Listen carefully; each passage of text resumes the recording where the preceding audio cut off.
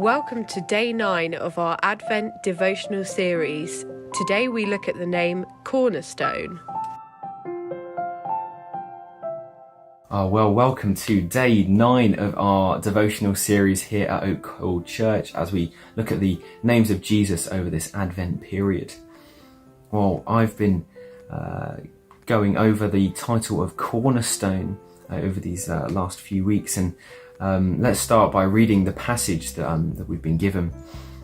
And it's from 1 Peter chapter 2 verse 6, and it says this: "For in scripture it says, 'See, I lay a stone in Zion, a chosen and precious cornerstone, and the one who trusts in him will never be put to shame.'"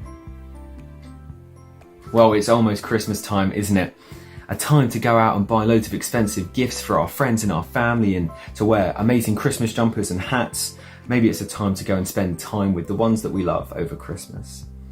Maybe it's a time to go out and party and eat and drink and be merry with those around us. And it's also a time to pretend to enjoy that pair of socks that you get given by your nan every Christmas.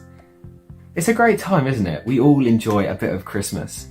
And in the West, Christmas has been built upon all of these things, hasn't it? I mean, you can't go anywhere in December without hearing the words, "There'll be parties for hosting, marshmallows for toasting, and caroling out in the snow." See, this is what Christmas is all about, isn't it? But what happens when these things fall through? When we can't go and see our friends and family, or we don't have the money to buy our family the best Christmas presents this year, or what if we've lost our job? I mean, we only need to look at last Christmas, don't we, to understand this feeling. But does that mean that Christmas is cancelled, that it's over, that it's finished? Last year it definitely may have felt like that. But we only need to look at this verse in light of the true meaning of Christmas to understand that Christmas is far from cancelled. The word cornerstone appears 13 times throughout the Bible, both in the Old and the New Testament. And it refers to this cornerstone as being a firm foundation. And that is my first point for us today, to build upon a firm foundation. So it must be important, right? Foundations are what hold everything above in place. It's something that's sturdy. And in the Old Testament, Isaiah actually writes these words, and they're later quoted in 1 Peter 2. And Isaiah says this: "So this is what the sovereign Lord says.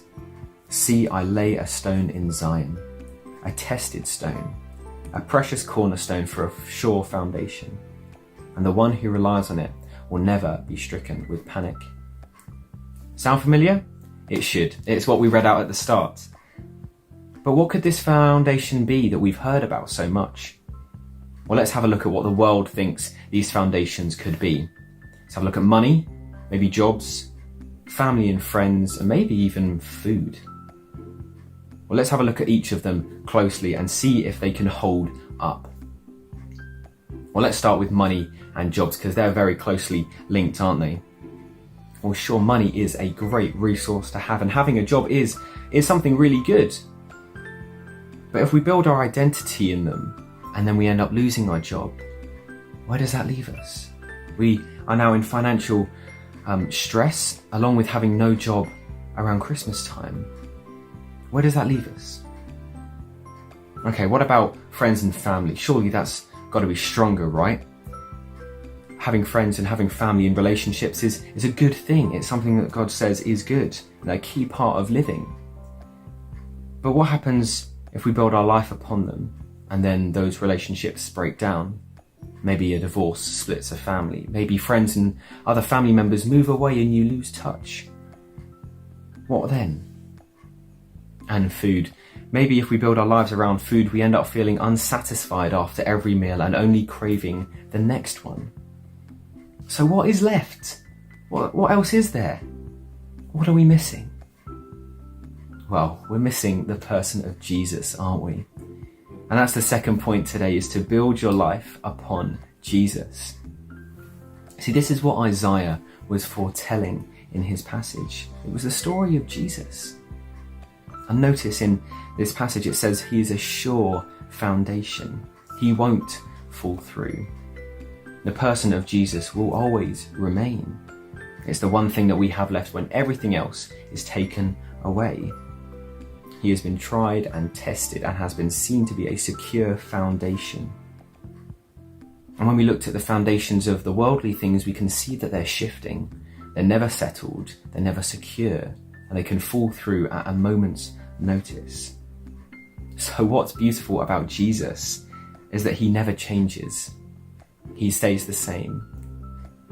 And at this time of year, let's build our lives upon him. And I know that sounds super cliche, but take time to evaluate what our lives are built upon this year. Try and test the foundation of Christ and see the wonder of this stone in Zion. He is a precious cornerstone to build our lives upon.